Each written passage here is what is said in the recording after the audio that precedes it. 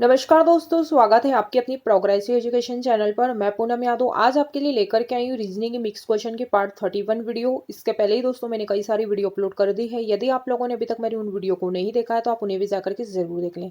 तो चलिए दोस्तों, बिना किसी तरीके करते हैं आज की इस वीडियो की शुरुआत। तो वीडियो को पूरा एंड तक देखिएगा। वीडियो अच्छी लगे तो लाइक शेयर एंड सब्सक्राइब जरूर करिएगा। तो पहला क्वेश्चन आपकी स्क्रीन के सामने ये रहा। प्रश्न 1 है कि एक पासे की 3 स्थितियां दी गई है, उनके आधार पर पता लगाएं कि दिए गए पासे में अक्षर सी के विपरीत कौन सा अक्षर होगा। तो हमें यहाँ पर जो है सी का अपोजिट बताना है कि सी के अपोजिट में कौन सा अक्षर होगा। तो दोस्तों हमें यहाँ पर जो है 3 डाइस दिए हुए हैं। 3 डाइस में से सबसे पहले हम 2 डाइस देखेंगे, क्या इनसे हमारा आंसर निकल जाएगा। तो हम इन 2 डाइस में देखेंगे कि कॉमन अक्षर इसमें कौन सा है। तो दोस्तों हमने देखा कि पहले और दूसरे वाले में जो कॉमन है 2 अक्षर निकल रहे हैं। पहला तो ए और सी निकल रहा है और इधर भी हमें क्या है, ए और सी कॉमन दिख रहा है। अब जो जिसका बच गया है वही उसका अपोजिट होगा। तो यहाँ पर बचा बी, यहाँ पर बचा ई। लेकिन दोस्तों क्वेश्चन में हमसे सी का अपोजिट पूछा है, तो यानी कि इन दो डाइस से हमारा आंसर नहीं आएगा।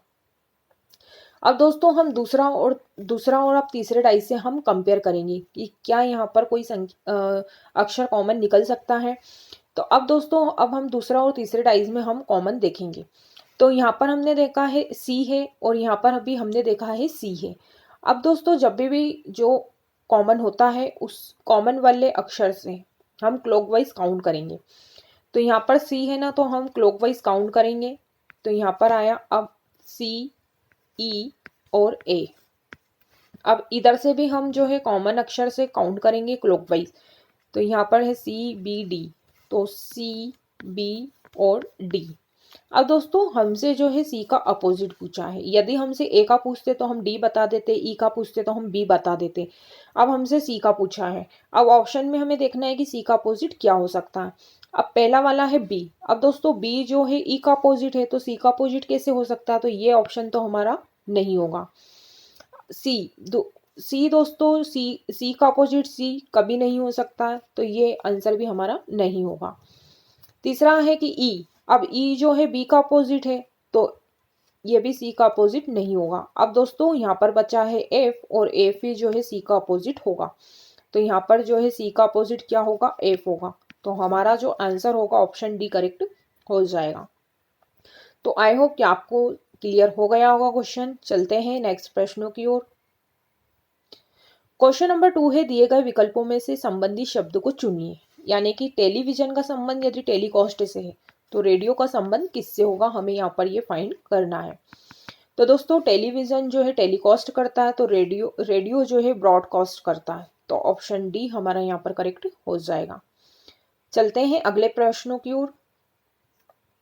क्वेश्चन नंबर 3 है, उस संख्या विकल्प का चयन करें जो तीसरी संख्या से उसी प्रकार संबंधित है जैसे दूसरी संख्या पहली संख्या से संबंधित है। यानी कि दूसरी संख्या का जो संबंध पहली संख्या से है, तो इसका संबंध भी किसी ना किसी से होगा। हमें यहाँ पर जो है क्वेश्चन मार्क की जगह संख्या को फाइंड करना है कि यहाँ पर कौन सी संख्या आएगी। तो जैसे दूसरे का संबंध पहले से है, तो तीसरे का संबंध भी किसी न किसी से होगा। तो अब देखते हैं हम यहाँ पर क्या लॉजिक लगा है। दोस्तों यहाँ पर जो है 3 है और यहाँ पर जो है 36 है, तो 3 से संख्या 36 हो गई। तो ये कैसे हो सकती है। तो यदि दोस्तों मैं 3 का यदि 12 में गुणा कर दूं तो 12 36 होता है। ऐसे ही दोस्तों यदि 4 का 12 में गुणा करते हैं तो 12 चौक 48 होता है।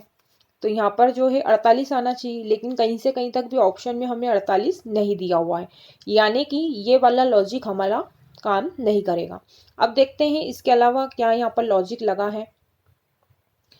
तो दोस्तों यदि 3 का क्यूब कर दें और 3 का ही स्क्वायर कर दें, एक बार 3 का क्यूब कर दें और एक बार 3 का स्क्वायर करके दोनों को जोड़ दें, तो क्या हमारा आंसर आ सकता है। तो 3 का क्यूब होता है 27 और 3 का स्क्वायर होता है 9।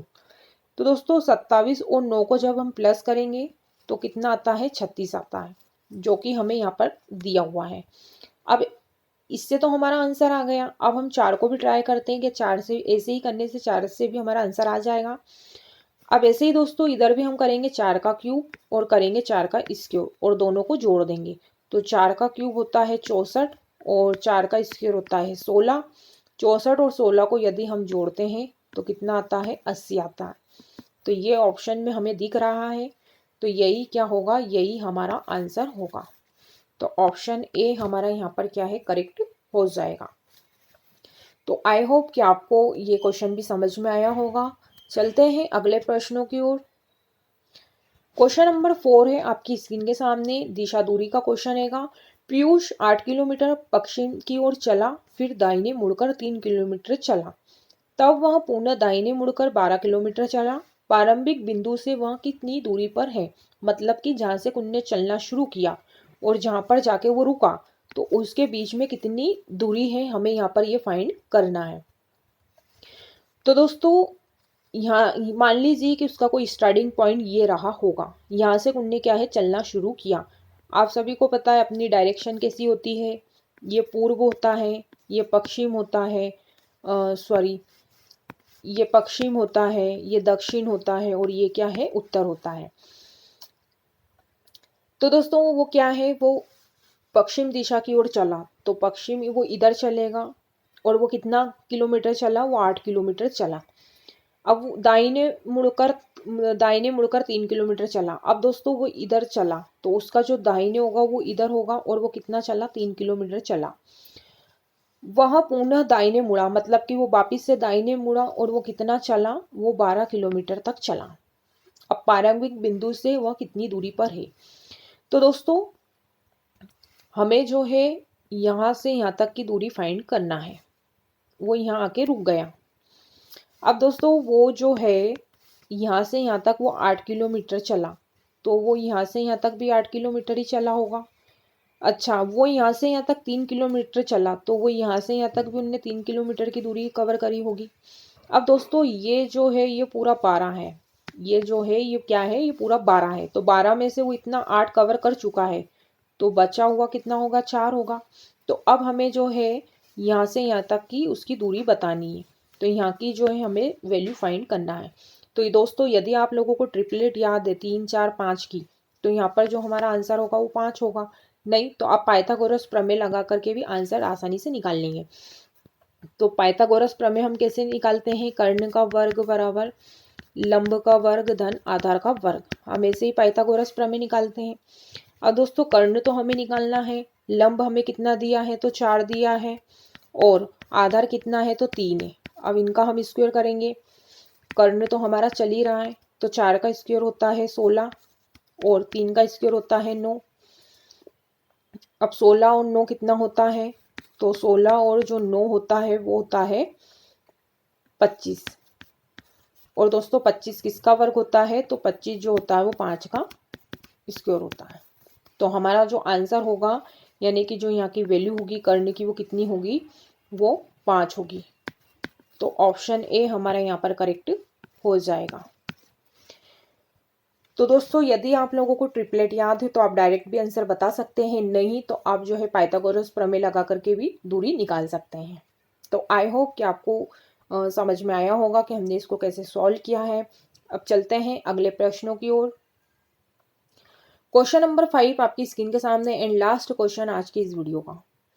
एक प्रतियोगिता में 7 खिलाड़ियों ने भाग लिया। विजेता बनने के लिए प्रत्येक खिलाड़ियों को अन्य सभी खिलाड़ियों से प्रतिस्पर्धा करनी होगी। बताइए प्रतियोगिता में कुल कितनी बार मुकाबला किया जाएगा। तो दोस्तों कोई प्रतियोगिता है और विजेता बनने के लिए जो है प्रत्येक खिलाड़ी को अन्य सभी खिलाड़ियों से क्या है, लड़ना पड़ेगा। तो कितनी बार मुकाबला होगा जीत के लिए। तो दोस्तों ऐसे क्वेश्चनों को हम कैसे सॉल्व करते हैं, इसके लिए एक सबसे आसान फार्मूला होता है n-1/2। ये फार्मूले से आप ऐसे क्वेश्चनों को आसानी से सॉल्व कर लेंगे।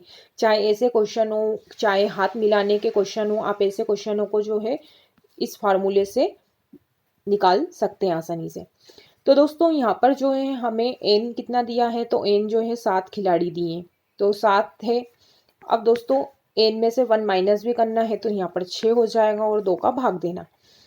तो 2 से ये कटा 3 बार, और 7 का गुणा हमने 3 में करा, तो कितना आया, 21 आया। तो जो हमारा आंसर होगा वो कितना होगा, 21 होगा, यानी कि 21 बार मुकाबला किया जाना होगा, तब जाके हम क्या है, विजय होंगे। तो ऑप्शन सी हमारा करेक्ट हो जाएगा। तो आप ये जो है ये फार्मूले से ही ऐसे क्वेश्चनों को आसानी से सॉल्व कर लेंगे। चाहे ऐसे क्वेश्चन हो, चाहे हाथ मिलाने के क्वेश्चन हो, इस फार्मूले में जो है वैल्यू रख के आसानी से आंसर निकाल लेंगे। तो दोस्तों आज के लिए बस इतना ही। मैं उम्मीद करती हूँ कि जितने भी आज हमने इस वीडियो के माध्यम से 5 क्वेश्चनों को करा है, आप लोगों को अच्छे से समझ में आ गए होंगे। यदि दोस्तों आप लोगों को वीडियो अच्छी लगी है तो लाइक ज़रूर करिएगा और कमेंट बॉक्स में कमेंट्स करके ज़रूर बताइएगा कि आपको वीडियो कैसी लगी। यदि आपको इस वीडियो से संबंधित कोई क्वेरीज होती है तो आप लोग कमेंट्स बॉक्स में कमेंट्स करके ज़रूर पूछ सकते हैं। यदि दोस्तों आप लोगों ने अभी तक चैनल को सब्सक्राइब नहीं करा है तो प्लीज़ चैनल को भी सब्सक्राइब कर ले, ताकि हमारी रोज़ की वीडियो के नोटिफिकेशन आपको मिलते रहें। तो दोस्तों आज के लिए बस इतना ही। मिलते हैं नेक्स्ट वीडियो में, तब तक के लिए जय हिंद, जय भारत, धन्यवाद।